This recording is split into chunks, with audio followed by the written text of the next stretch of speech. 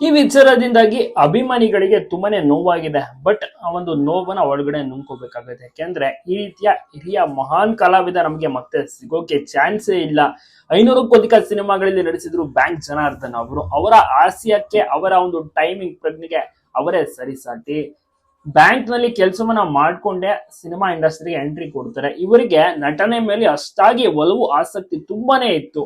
ಹೀಗಾಗಿ ಬ್ಯಾಂಕ್ ಕೆಲಸದ ಜೊತೆಗೆ ನಟಿಸೋಕೆ ಶುರು ಮಾಡಿ ನಂತರದಲ್ಲಿ ಬ್ಯಾಂಕ್ ಕೆಲಸವನ್ನ ಬಿಟ್ಟು ಪೂರ್ಣ ಪ್ರಮಾಣದ ಒಂದು ಆಕ್ಟಿಂಗ್ ಕೂಡ ಬರ್ತಾರೆ. ಒಳ್ಳೊಳ್ಳೆ ಅವಕಾಶಗಳು ಇವರಿಗೆ ಆರಂಭದ ದಿವಸಗಳಲ್ಲಿ ಸಿಗ್ತಾ ಹೋಗುತ್ತೆ. ಬಿಸಿ ಕಂಪ್ಲೀಟ್ ಆಗಿ ಒಂದೇ ದಿವಸ 3 ರಿಂದ 4 ಶೂಟಿಂಗ್ ಕೂಡ ಅಟೆಂಡ್ ಮಾಡ್ತಾ ಇದ್ರು.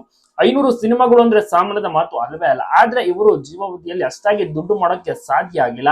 ಇವರ ಮೊಮ್ಮಗಳನ್ನು ಕೂಡ ನೋಡ್ತಾ ಇರ್ಬೋದು. ಮಗ ಮತ್ತೆ ಮೊಮ್ಮಗಳು ಮತ್ತೆ ಉಪೇಂದ್ರ ಅವರು ಸೇರಿದಂತೆ ಸಾಕಷ್ಟು ಧೀಮಂತ ನಾಯಕರು, ಸ್ಟಾರ್ಸ್ ಗಳು ಕೂಡ ಬಂದು ಅಂತಿಮ ದರ್ಶನದಲ್ಲಿ ಭಾಗಿಯಾಗ್ತಾರೆ. ಸುಲ್ತಾನ್ ಪಾಳ್ಯದ ನಿವಾಸದಲ್ಲಿ ಅಂತಿಮ ದರ್ಶನಕ್ಕೆ ವ್ಯವಸ್ಥೆಯನ್ನ ಮಾಡಿದ್ರು.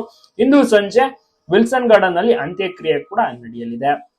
ಇದ್ರ ಬಗ್ಗೆ ನಿಮ್ಮ ಒಂದು ಅನಿಸಿಕೆ, ಅಭಿಪ್ರಾಯವನ್ನ ತಪ್ಪದೆ ಕಮೆಂಟ್ ಮಾಡೋದನ್ನ ಮರಿಬೇಡಿ. ಯಾಕೆಂದ್ರೆ ಈ ರೀತಿಯ ಮಹಾನ್ ಕಲಾವಿದ ನಿಜಕ್ಕೂ ಕೂಡ ಗ್ರೇಟ್ ಅಂತ ಹೇಳ್ಬೋದು. ಕಾಶಿನಾಥ್ ಅವರ ಒಂದು ಟೈಮ್ ಪೀರಿಯಡ್ ಇಂದ ಹಿಡಿದು ಇಲ್ಲಿಯ ತನಕ ಎಲ್ಲಾ ಸ್ಟಾರ್ಸ್ ಗಳ ಜೊತೆ ಕೆಲಸ ಮಾಡಿರುವಂತ ಹೆಗ್ಗಳಿಕೆ ಬ್ಯಾಂಕ್ ಜನಾರ್ದನ್ ಅವರಿಗೆ. ಆದ್ರೆ 1 ವರ್ಷದಿಂದ ಇವರ ಆರೋಗ್ಯದ ಸಮಸ್ಯೆ ಇತ್ತು.